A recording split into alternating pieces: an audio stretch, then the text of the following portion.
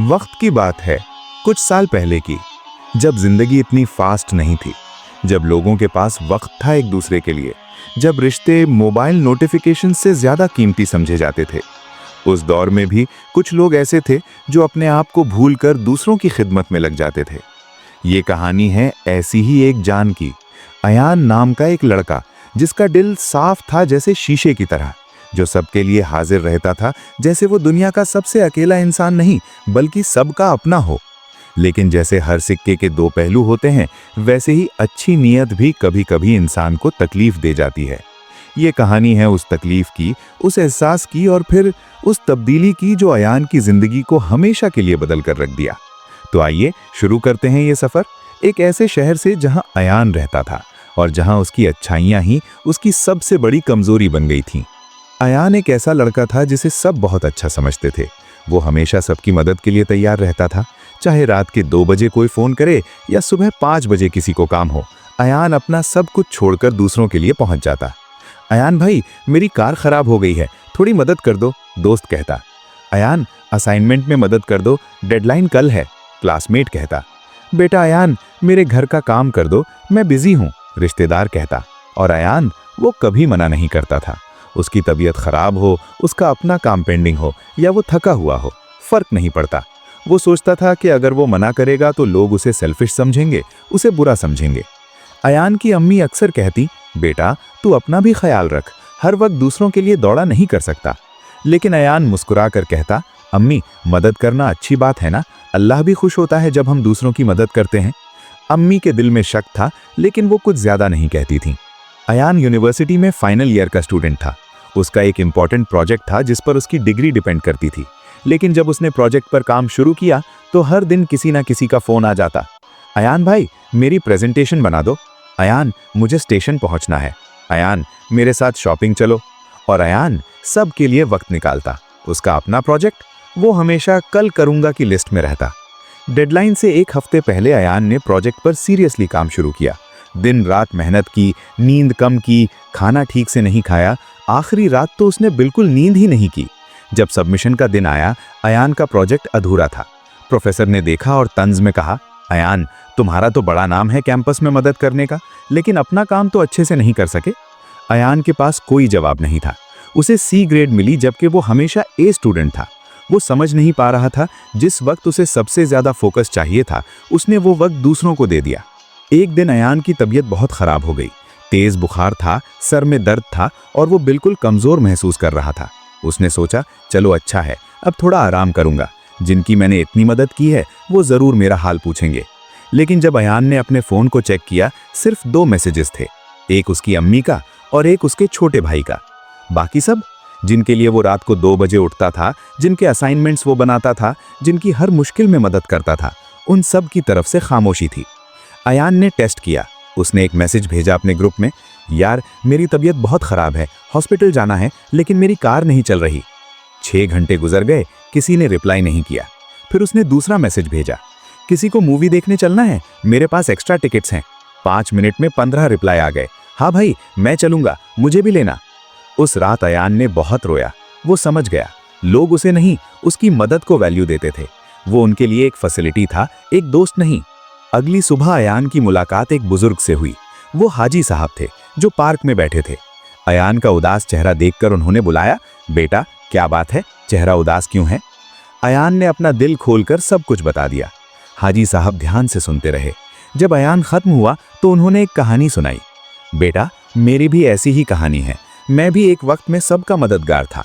अपनी वाइफ के लिए वक्त नहीं था, अपने बच्चों के लिए वक्त नहीं था, अपनी सेहत का ख्याल नहीं था, लेकिन दूसरों के लिए हमेशा रेडी।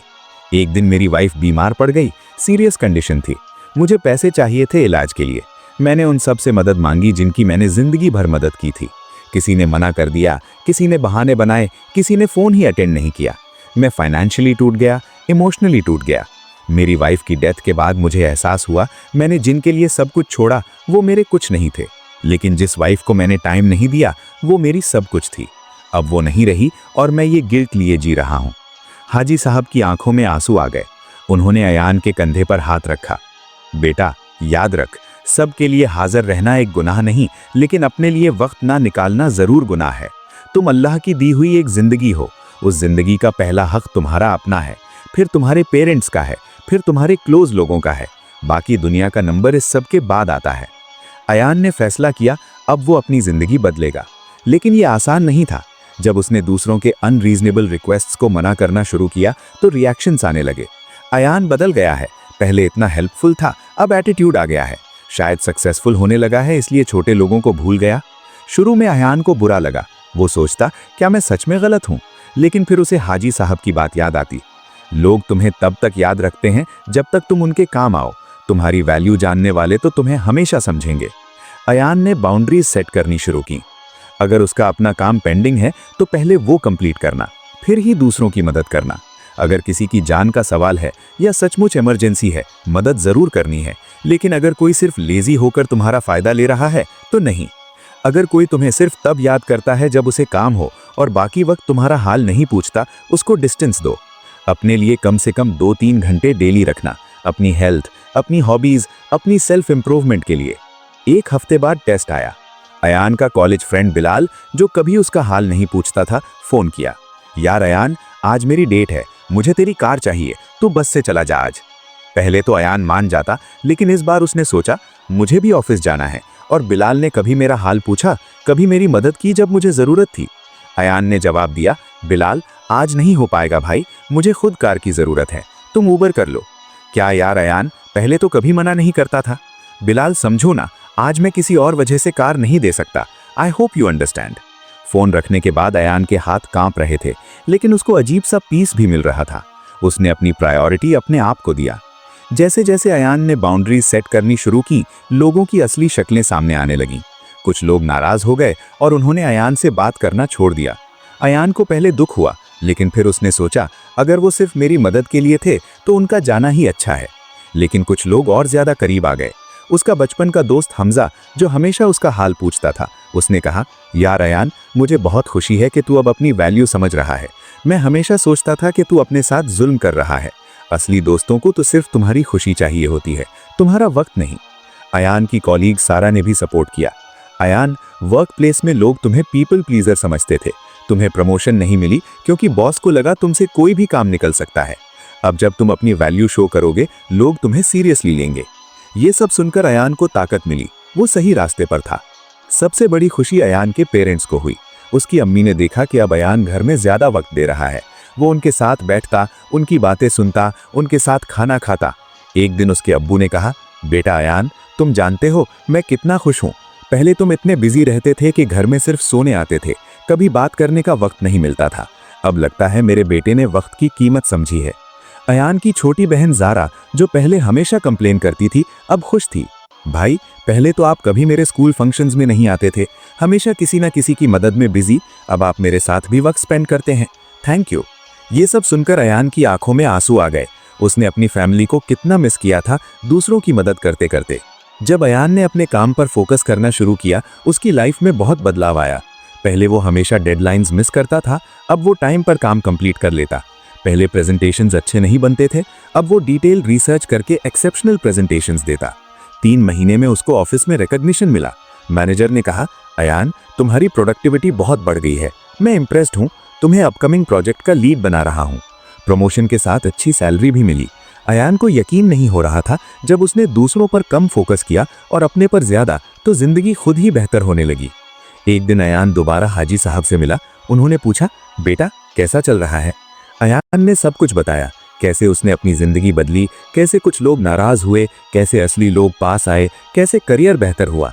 हाजी साहब मुस्कुराए, बेटा, मैंने तुम्हें जो बोला था उसका मतलब ये नहीं कि तुम सेल्फिश बन जाओ, मदद करना बंद मत करो, बस समझ लो कि मदद करने का भी एक तरीका होता है। पहली बात, मदद वो करो जो तुम्हारी कैपेसिटी में हो। अगर तुम्हारे पास खुद खाने के पैसे नहीं हैं तो तुम किसी और को खाना नहीं खिला सकते। दूसरी बात, मदद उन लोगों की करो जो सच्ची जरूरतमंद हैं, उन लोगों की नहीं जो तुम्हारा फायदा उठाना चाहते हैं। तीसरी बात, अपनी सेहत, अपनी फैमिली, अपना काम, ये तुम्हारी पहली जिम्मेदारियां हैं। इनको निगलेक्ट करके की गई मदद अल्लाह को पसंद नहीं। चौथी बात, बाउंड्रीज सेट करना कोई बुराई नहीं, ये जरूरत है। अगर तुम खुद ही टूट जाओगे तो किसी की मदद कैसे करोगे? पांचवी बात, नो कहना सीखो। ये एक कंप्लीट सेंटेंस है, तुम्हें हर चीज जस्टिफाई करने की जरूरत नहीं। 6 महीने बाद अयान के कजिन की शादी थी। रिलेटिव्स ने शुरू कर दिया, अयान बेटा ये काम कर दो, अयान वो अरेंजमेंट देख लो, अयान सारी शॉपिंग तुम संभालो। पहले तो अयान के दिमाग में पुरानी आदतें आने लगी हाँ करने की, लेकिन फिर उसने सोचा मैं मदद करूंगा लेकिन रिस्पॉन्सिबल तरीके से। उसने कहा मैं हेल्प करूंगा लेकिन मुझे लिस्ट दो के कौन से काम मैं कर सकता हूं, और मुझे अपने ऑफिस का भी काम है तो सिर्फ शाम को 2-3 घंटे दे सकता हूं। कुछ रिलेटिव्स को बुरा लगा, पहले तो बिल्कुल डेडिकेटेड था, लेकिन अयान के अंकल रिजवान जो समझदार थे उन्होंने सपोर्ट किया। बिल्कुल ठीक कहा अयान ने, हर किसी की अपनी जिंदगी है, जो मदद कर सकता है वो करे, लेकिन अपनी जिंदगी को सैक्रिफाइस करके नहीं। अयान ने शादी में हेल्प की लेकिन अपनी लिमिट्स में। उसने अपना ऑफिस का काम भी कंप्लीट किया, घर वालों को भी वक्त दिया और शादी में भी कंट्रीब्यूट किया। 1 साल बाद अयान की जिंदगी कंप्लीटली बदल गई थी। वो अब सीनियर पोजीशन पर था, उसकी सैलरी डबल हो गई थी। वो अपने काम में फोकस था और लोग उसकी वैल्यू करते थे।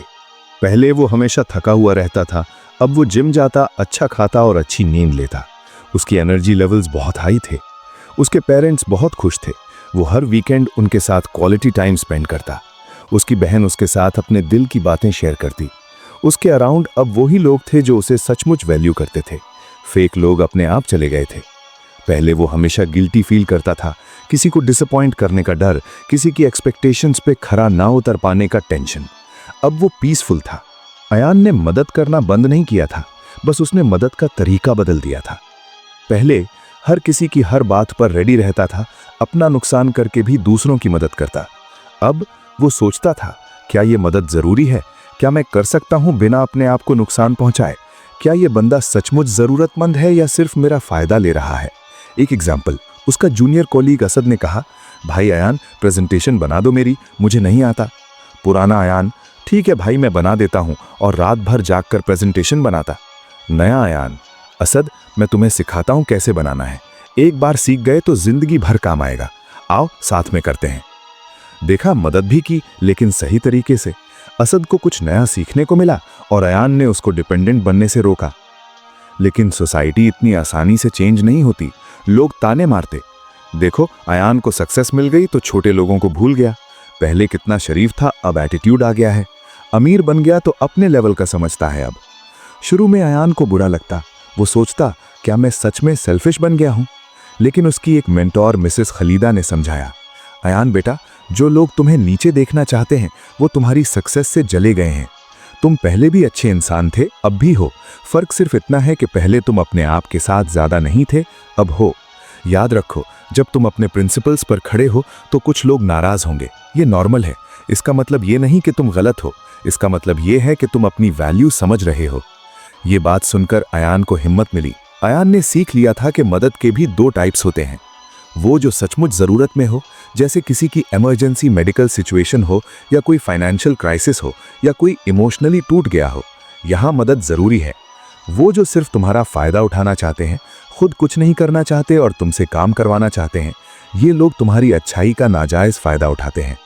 एक वाकया, उसका एक पुराना दोस्त फहद, जो 2 साल से इलतम में टच में नहीं था, अचानक फोन किया, यार अयान मुझे 50,000 रुपए चाहिए, बड़ी इमरजेंसी है, वापस कर दूंगा जल्दी। पुराना अयान बिना सोचे पैसे दे देता, चाहे वो पैसे उसके खुद के जरूरी काम के लिए ही क्यों ना हो। नया अयान सोचा 2 साल से कोई कॉल नहीं, अचानक पैसे चाहिए, क्या ये सच्ची इमरजेंसी है? उसने पूछा, फहद बात क्या है, तुम ठीक तो हो? फहद ने झूठ बोला, अम्मी की सर्जरी है। अयान को शक हुआ, उसने कहा, मैं तुम्हारी अम्मी से मिल लेता हूँ, हॉस्पिटल कौन सा है? फहद घबरा गया, नहीं वो एक्चुअली मुझे बिजनेस में इन्वेस्ट करना था, सोचा अगर तुमसे कहूंगा तो मना कर दोगे इसलिए।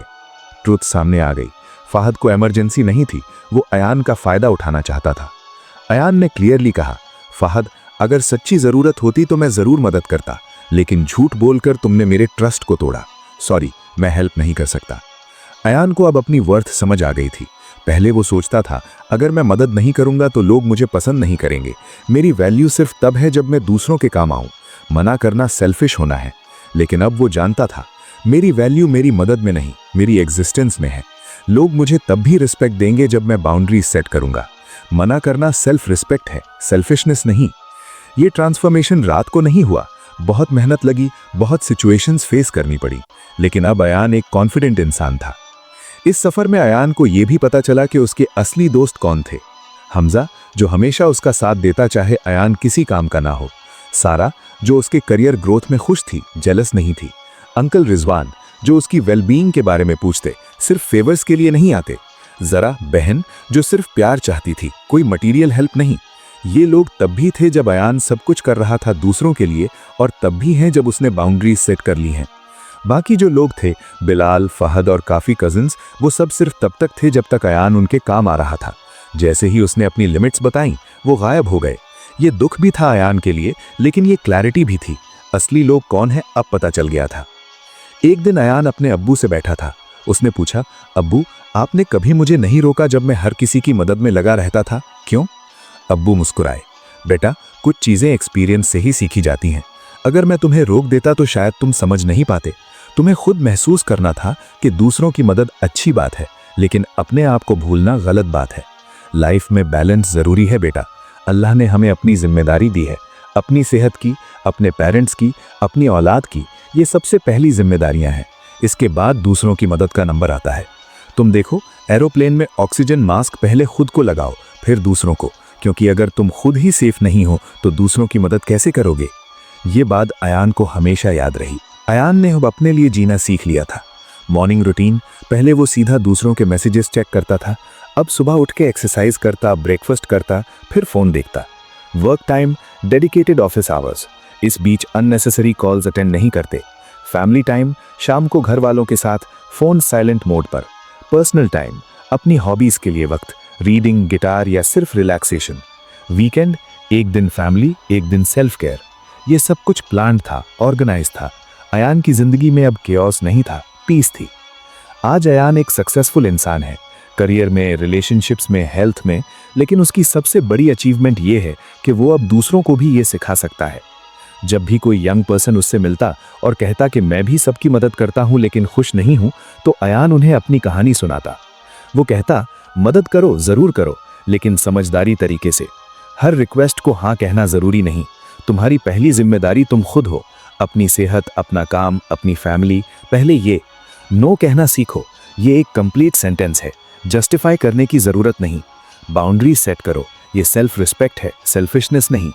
फेक और रियल फ्रेंड्स में फर्क करो। जो सिर्फ जरूरत में याद करें, वो दोस्त नहीं।